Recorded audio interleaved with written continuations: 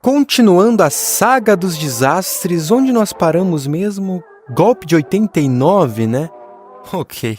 Com o novo status de república que o nosso país havia conseguido, o país precisava elaborar sua primeira Constituição republicana. As discussões decorreram durante um ano, até que em 1891, no dia 4 de fevereiro, estava conclamada a Constituição da República dos Estados Unidos do Brasil.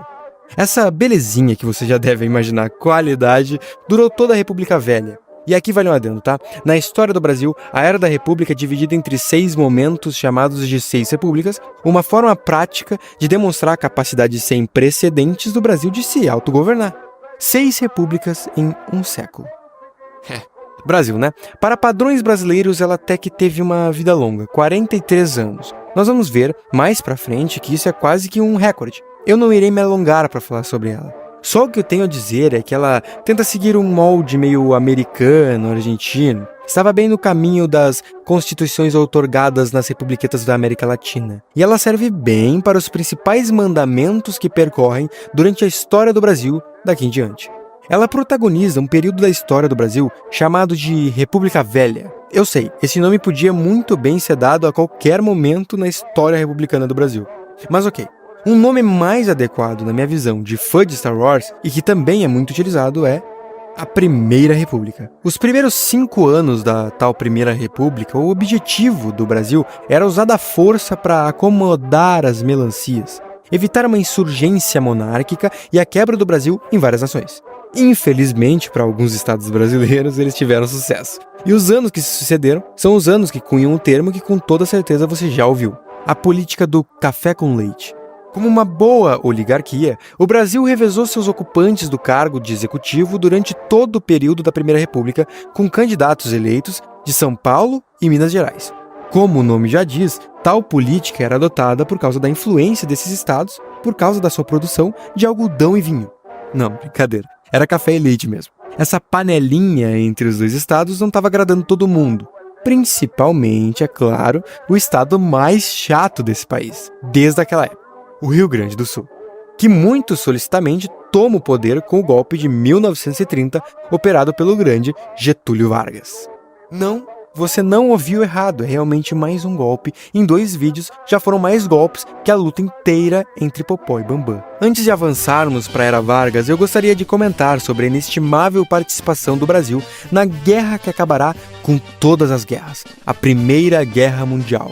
Muitos de vocês já devem saber, mas eu tenho que informar aos desavisados sobre a participação decisiva do Brasil, que entra no auge da guerra. Pois a guerra ela termina em 1918 e o Brasil entrou em 1918. Mas assim, ele protagonizou o final da guerra, tá? Tendo a sua esquadra naval como centro de suas ações na Grande Guerra, ao causar medo nos tão temíveis U-boats alemães. Uma pena que o episódio mais marcante da nossa participação tenha sido a frustrada Batalha das Toninhas, onde a nossa terrível esquadra matou diversas toninhas, as confundindo com submarinos alemães. Vamos pra Era Vargas logo, tá? A também muito conhecida Era Vargas começa como dito antes, quando Getúlio, ao representar o Rio Grande do Sul e outros estados insatisfeitos, por sinal, também em Minas Gerais, com a tal política do café com leite, na Revolução de 1930, aplicam mais um golpe de Estado. Nessa altura do campeonato, você já está habituado, né?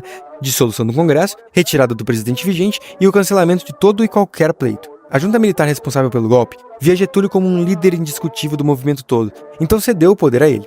Vargas era, então, chefe do governo provisório. É uma forma delicada de chamar um ditador.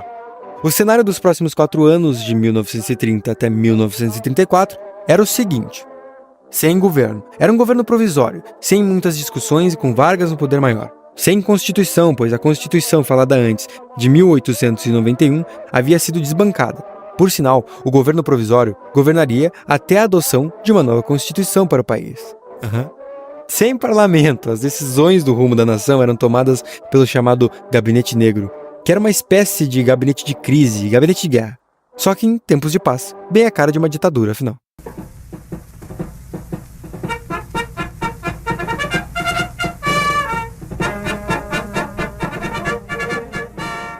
Em 1932, algo curioso acontece. Uma revolução dentro de uma revolução. São Paulo não ficou nada feliz de ver um bando de gaúcho e paraibano tendo conquistado seu estado. E quem comandava o estado agora eram tenentes de outros estados. E como todos os estados dessa república amam paulistas, você imagina como deve ter sido uma boa governança, né? Toda essa brincadeira causou um caos no estado que via a sombra da ditadura crescer em meio à sua terra. E assim, de um movimento constitucionalista surge em 9 de julho de 1932 a Revolução Constitucionalista, que durou até 2 de outubro, quando o governo provisório conseguiu contê-la. A Revolução foi importante, tá? Para conscientizar a população de que era inaceitável um país sem Constituição e debaixo de uma ditadura. E garantiu a São Paulo, pelo resto do governo provisório, um interventor governante paulista. 2 anos depois, em 1934, surge, em decorrência disso, a então nova Constituição. E é marcado novas eleições. Getúlio ele é eleito presidente, dessa vez constitucionalmente, sendo eleito de forma indireta, óbvio, pelo Congresso Federal. Getúlio então toma posse, faz juramento à Constituição que não lhe agradava, tá? Pois, dito ele, era liberal demais. Seu mandato deveria ir até 1938. Mas decreto pós decreto, visando combater a subversão político-social, foram minando o já nada estável governo brasileiro. Vendo a escalada da instabilidade política e social, Getúlio usava como argumento isso para intensificar projetos anti-incursões. Mas a instabilidade só aumentava. Então, por que não mais um golpe? Sempre funciona, afinal. Aqui é o Brasil! Então, em 1937, às vésperas e próxima à eleição de um novo presidente, era instaurado o Estado Novo. E nas palavras de Getúlio, o seu objetivo com isso era reajustar o organismo político às necessidades econômicas do país. No Estado Novo, Getúlio era o mandatário supremo, com poderes de rei. O Congresso foi dissolvido, a Constituição substituída por uma versão mais... como eu posso dizer? Mais propícia a dar poderes ao nosso ditador. E não havia planos para uma votação de um novo presidente. Dessa vez, Getúlio não se segurou, usou tudo que tinha direito. O Estado Novo foi instaurado por causa de um documento forjado pelos militares brasileiros. Tal documento trazia consigo, olha só, informações de uma futura tentativa de golpe pelos comunistas que se multiplicavam pelo país. Com esse motivo em mão, Getúlio fez do Brasil uma legítima ditadura, cortando direitos individuais, censurando a imprensa e há informações não tão oficiais de tortura. Se bem que quem se diz ter sido torturado foi o Marighella, então eu acho que o Getúlio nisso estava certo. Bom, o que eu quero dizer é que aqui, Getúlio instaurou sua ditadura com firmeza e sempre que contestado, usava como argumento a defesa nacional. Nada no Brasil se compara ao Estado Novo. É a ditadura em sua plenitude, em uma época que era moda ser comandado por asseclas. A Constituição liberalzinha de 1934 caía 3 anos depois para ser substituída por um peso de papel usado por Getúlio para comandar o país à mão de ferro. E então, 1939, a Segunda Guerra começa. Hitler invade a Polônia e o Brasil, como bom país em desenvolvimento, se recolhe em sua ignorância e mantém sua neutralidade. Até que a guerra vai avançando, o clima vai esquentando e o Brasil então começa a se decidir, a se juntar às forças nazistas.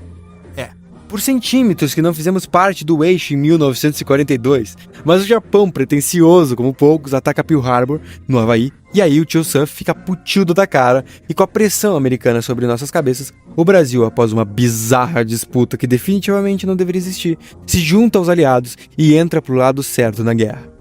Aí você já deve saber, foi uma participação mais honrosa que a de 1918, mas também não tinha como ser diferente.